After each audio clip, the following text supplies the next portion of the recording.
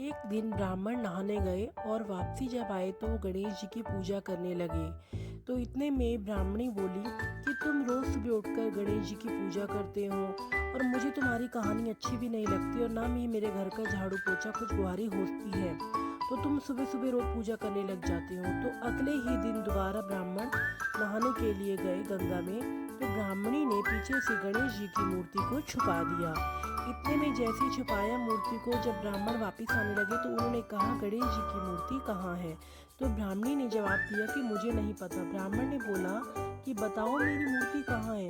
तो ब्राह्मणी ब्राह्मण के लिए भोजन लाई। तो ब्राह्मण ने बोला कि जब तक मुझे गणेश जी की मूर्ति नहीं मिलेगी पूजा नहीं करूँगा, मैं अन्न को नहीं खाऊंगा। तो उसने बोला कि अन्न को खा लो। दोनों की लड़ाई को देख पास में गणेश जी बैठे मुस्कुराते रहे। उन्होंने दोनों की लड़ाई को देखकर उनको बहुत ही आनंद आ रहा था, दोनों की लड़ाई देख रहे थे।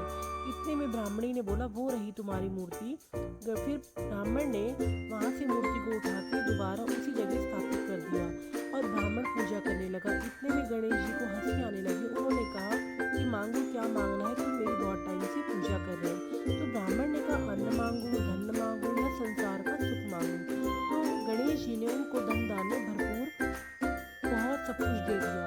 तो फिर ब्राह्मण ने क्या किया कि गणेश जी की मूर्ति को जाकर मंदिर में स्थापित कर दिया। मंदिर में स्थापित करने के बाद वो गणेश जी की पूजा करने लगे। तो इतने ही मन ब्राह्मणी के मन में भी आ गया कि मुझे भी गणेश जी की पूजा करनी चाहिए।